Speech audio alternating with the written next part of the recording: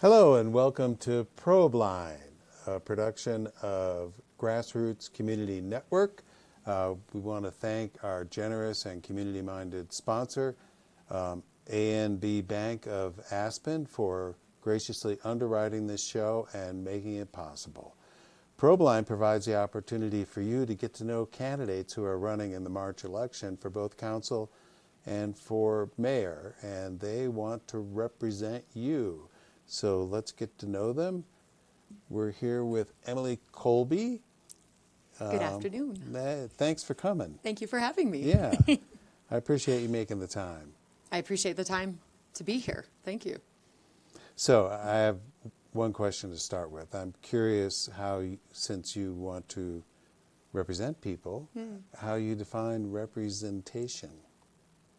Wow, what a great question. How do you define representation? Someone who's willing to listen, develop consensus, and work for the betterment of our community.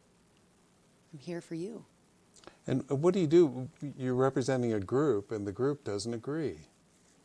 Not everyone's going to agree. Yeah. And that's okay. Not everyone has to agree.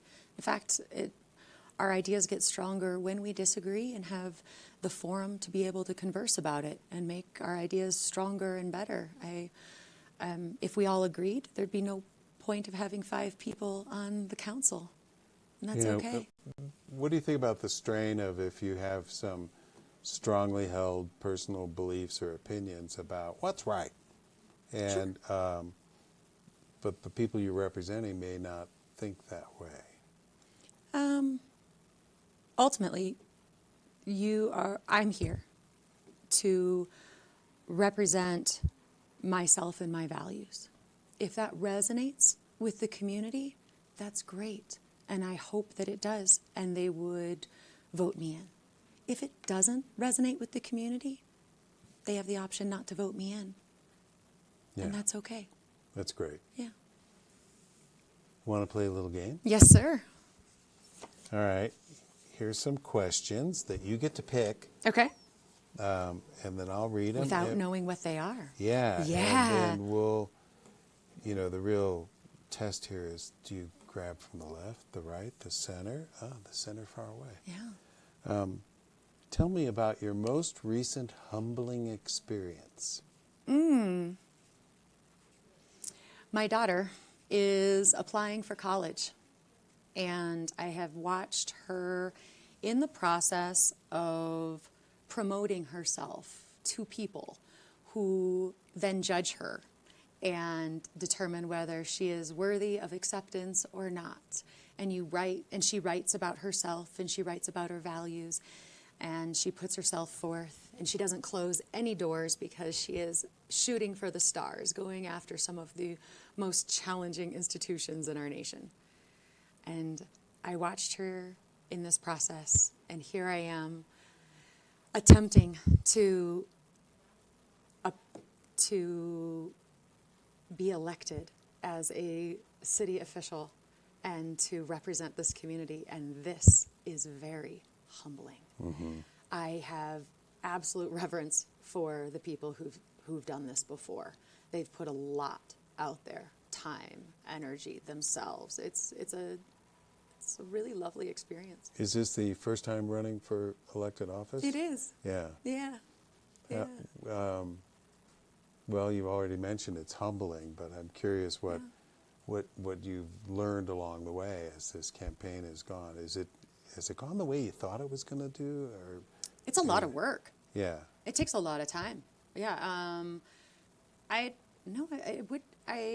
didn't entirely know what to expect, but I have found that people have been incredibly generous with information, especially people who I didn't necessarily align with politically, but they've spoken to me not about how to think, but here are some steps of the process, and here are the cliff notes to running a campaign, or here are some strategies that I used in order to get the word out, because this is a small, intimate community, and how do you get to know people you don't know? And I grew up here, so I think I know a number of people, but there's a huge portion of the community I don't know, either from the fact that it's we've had a large turnover in our population, to the fact that I'm a mother with a child, and so I might be missing the 20, 30-somethings who've newly arrived. And it's yeah, like I said, it's been outstanding.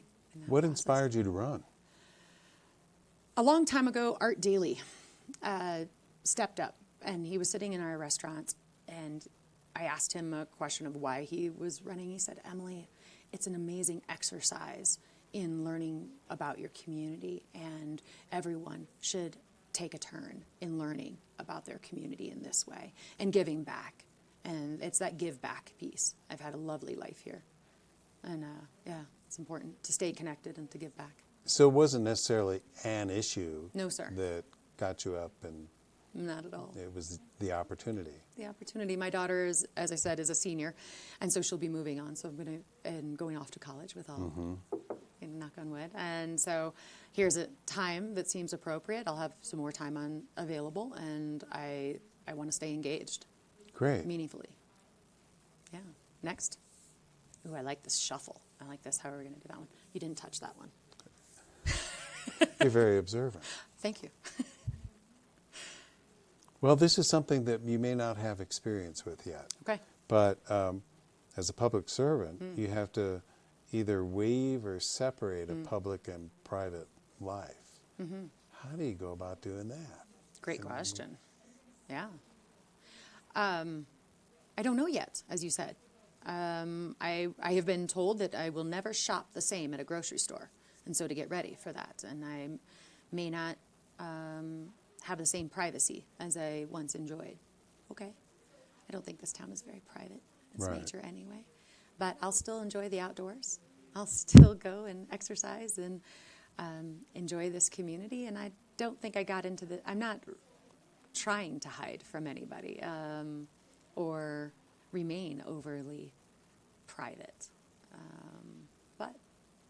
But I would think in the restaurant business, too, you're in front of people all the time. And Yes, sir. yeah. So Yes, sir. in that sense, you're familiar with I public am life. familiar. Thank you for bringing that in. Yeah. But whoever told you the grocery store will never be the same was correct. Truly. Okay. All right. We'll go back to the center. How do you deal with uncertainty? How do you mean? Well, I'm not certain that I... There we go. Yeah. Right? I think particularly, well, as a council person, you'll be expected to make a lot of decisions. Right. As a restaurant owner, you're expected to make a lot of decisions. And they're predictive. You know, you're not certain that this is right or this is wrong. And Right. how do you deal with that and move forward when many times there really isn't a clear choice? Absolutely. And I think that's when you rely on your past experiences, your values, the information you've gained, what you're learning about, how well you're studied, how much you inform yourself on the issues, and you campaign the community with whom you represent. Yeah, Definitely. and you know, these things come back and bite you sometimes. And Absolutely. Yeah. We can't, not every decision is going to be perfect, but your intention behind your decision is important. Yeah, what do you rely on to try and make these uncertain decisions? Great question. I think I go back to my values. You know, what steers me? What's my North Star?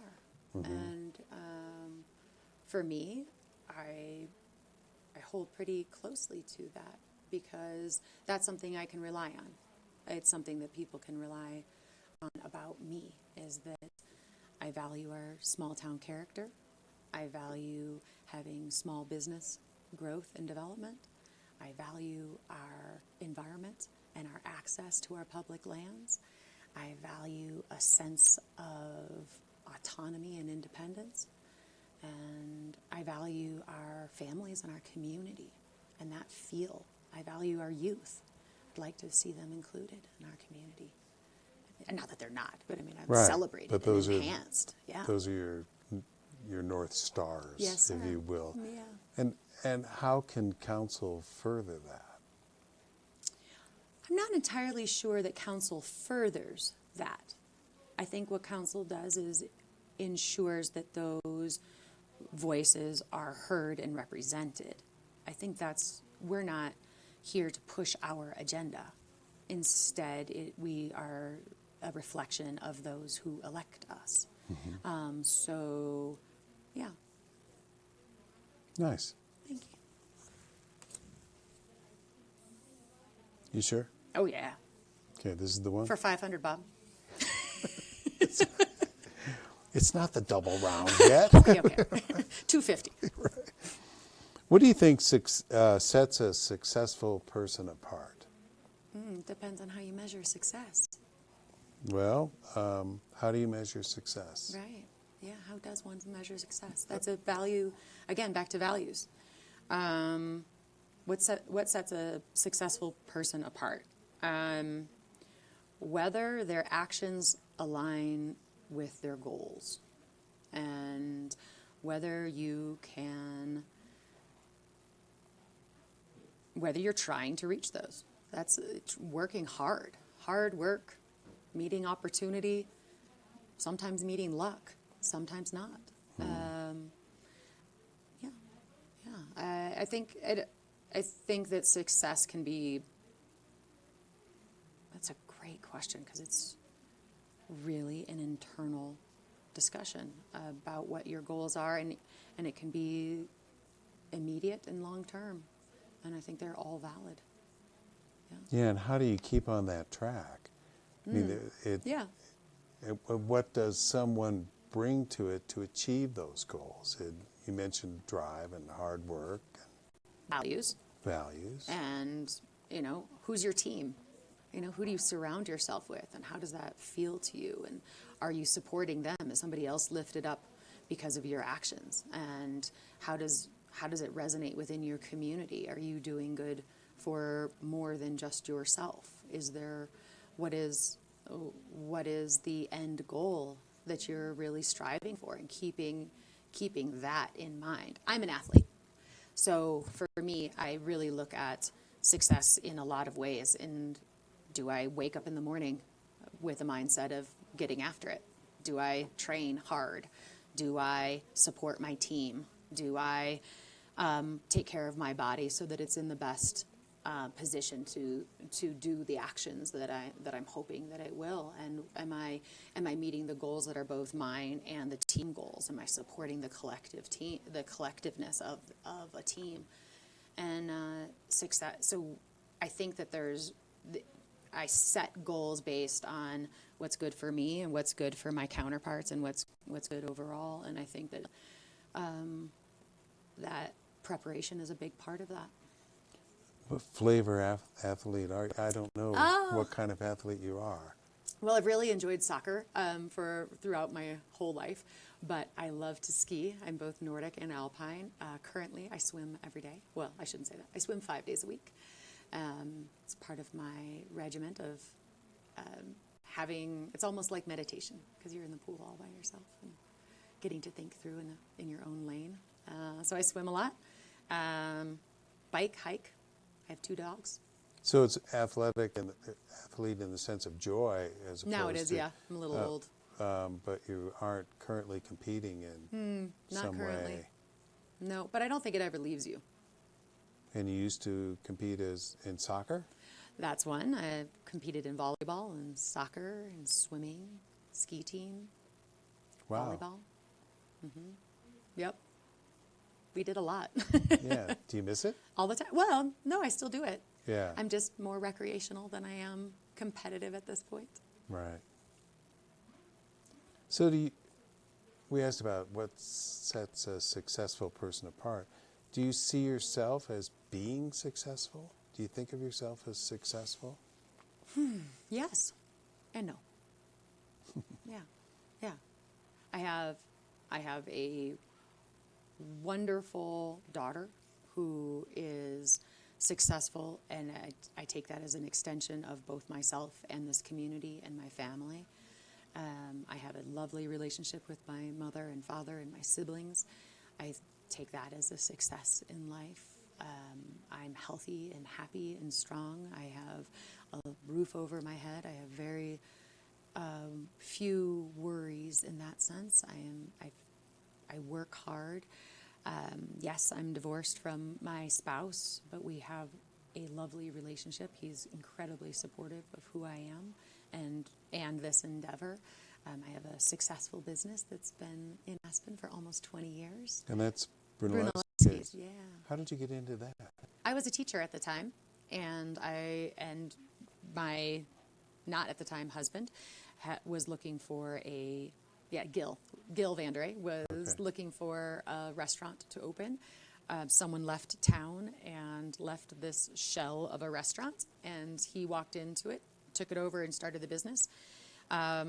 I came in as a teacher and said, hey, could you use a bartender at night? And started there, and then I ended up managing the restaurant and being a teacher.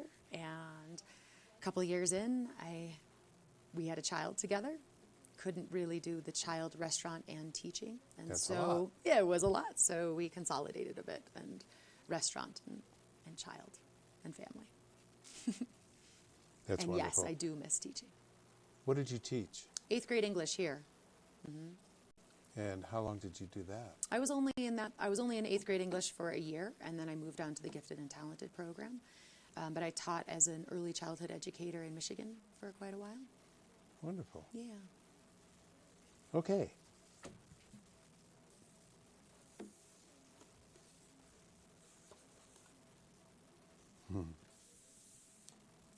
Those are my cards. I can't play. Sure. What role do you think luck has played in your life?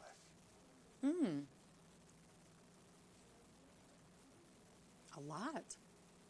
Yeah, I'm a very lucky individual. I mean, I'm not winning the lottery, but again, healthy, I'm strong. I have a healthy family, and my parents are well and sound, and my daughter's outstanding. And yes, I live here in Aspen, Colorado. I feel very lucky.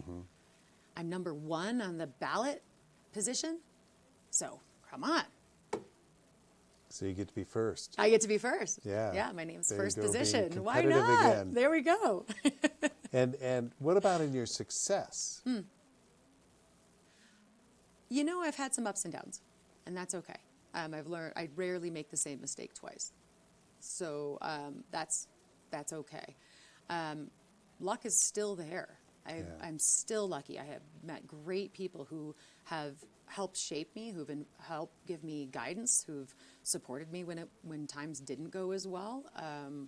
But ultimately, there's also a resiliency that's there. That no matter what comes at me, it's okay. I've got a really nice support structure. Good. Yeah, for sure. All right. Okay. You want to choose this one since I messed with them? No, Oh, okay. I'm not allowed. No? Oh, well, this is a terrible question All right, put it away. because you can't answer it. Oh, well, great. Here, let's go there. No, but we're going to play with it a little bit. Okay. You were born here. No. Okay. It is a good question. Okay, there we go. Why did you come to Aspen? I had no choice, but I'm really happy we did. Yeah. So I was born in Michigan, Traverse City, Michigan. My mother and father, my dad had been coming here in the 60s, but my mother and father moved us here in and out seasonally. They fell in love with the community. They loved the schools, was the big reason in addition to the quality of living that was here. But the schools were just fantastic, especially compared to the Michigan schools. So When was this in your life? So we started coming here before I can remember, but I enrolled in school here in 4th grade. I had Carolyn Fields as my first teacher. It was her first year teaching, my first year in the schools. I am the youngest of 4 children, and so it was my first time being in a school where the teacher didn't know my siblings, and it was awesome. It was really great. She was fantastic. And so then finished out elementary, middle school, high school here in Aspen. And but yeah, that's what brought us here. And then you left for college. I did. And where'd you go? I went back to Michigan. Yeah. And after Michigan, I spent some years working and traveled around the world as a private homeschool teacher for a family. Returned back to Colorado, and have since chosen to raise my family here as well, close to my mom and dad, close to our family, in the schools. So was it the family connection that brought you back to Aspen specifically, or? There's not just one. The quality of life here is fantastic. Where can you have access to our wildlands? Where can you live and feel safe in and around our streets? Where can you have the freshest drinking water? I mean, it is amazing. And then, of course, to have my parents, and then to raise my daughter in close proximity to her grandparents, fantastic. Yeah. Fantastic. And then to be able to build a business in this community, yeah. Talk about mind, body, and spirit. How does it feel different as an adult as opposed to growing up here, or as someone who has a long history here? You know, we all have these stories about Aspen's changed so much. Sure, it has. Yeah. You know, we're not skitching on the streets anymore. That's not really allowed. Skitching. Yeah, I was wondering if you knew that. So we used to grab onto the back bumpers of cars and ride behind cars and slide around town and let loose when we got to where we wanted to, as opposed to hitchhiking. We would just grab onto the bumper and slide around. You know, Owl Creek Road was a dirt road. It wasn't the main thoroughfare. Things have changed. It's not all for the worse, but yes, things have changed, and the growth is here. Probably will continue, but this community is outstanding. They're so generous. We have wonderful schools because of it. We have incredible art programs. We have thought institutions that are second to none. We are willing to tax ourselves to sustain this quality of life, and it shows. Is there something in particular about Aspen that you miss? Yeah, I would say I think that I miss more people participating in some of the community events. Winter Skull, I remember when the skiers used to come down into town wearing their bibs, and the kids would run around with Sharpies, and they would be signing while they're having their dinners, and we locals would be the gatekeepers, and the time, doing the time stop watching and making sure that people came through the gates. My mom was one of them, and we had a lot more presence when there were more events. I feel like even Ruggerfest had a greater presence, and I do miss our winter school parade. You know, I miss that energy of yes, it was rambunctious, and yep, I understand it went away for it because it got a little out of hand, but I miss that vibrancy of it. Yeah, how do we feed that? Do it. Open it back up. Yeah. Have some fun. Stay young. That sounds like good advice. We're trying to work into it. Yeah. Yeah, but it is so challenging, and we all think of, the ideal Aspen was the year we arrived here. And, you arrived in 4th grade, but Right. So it has you have a long view. I do, but I also have a forward view. I don't think it just has to be behind us. We Right. still have a great place. We still have a wonderful community. We have people from all over the world who are wanting to be here. Right. And we want to be here, and we want to stay here. So let's make it nice for us, too. Yeah. Let's keep it. Yeah, not so much the business of Aspen, but the living of Aspen. All of it. Yeah. Let our business, service our local community, too. We don't have to shut it off just because the mountain's closed, but it's okay to take a break. It's intense. The business side of servicing our resort community is intense, so it's okay to take a break. You must have a particular knowledge of that. Sure, but I think a lot of us do. I think a lot of your audience does. We work. Yeah. It's okay. But it truly is it's a live or die retail environment in a restaurant. Yes, paying rent is hard. It is being responsible for other people's payroll and making sure that their livelihood is protected. Yes, that's a big responsibility, and yet keeping it within what's deemed affordable within this community. You know, it's a juggling match, and but I think that in itself gives me a unique perspective on how hard people are working, and how much it means when someone does say thank you and you're doing a great job. And I think our community can really benefit from that. People are putting a lot of work into keeping this place nice and feeling good. And you know, when you have a lift operator who says hi to you and smiles at you, and I mean, it changes your day. In the same way, when you're walking down the mall, if somebody lifts their eyes and acknowledges who you are and either says excuse me or good morning or whatever it is, that feels good, right? So we can bring a little bit of that humanity back in. Doesn't take, we're not talking about infrastructure or giant, you know. No, it's attitude. Right. And we can improve that. We can enhance that for ourselves. Yeah.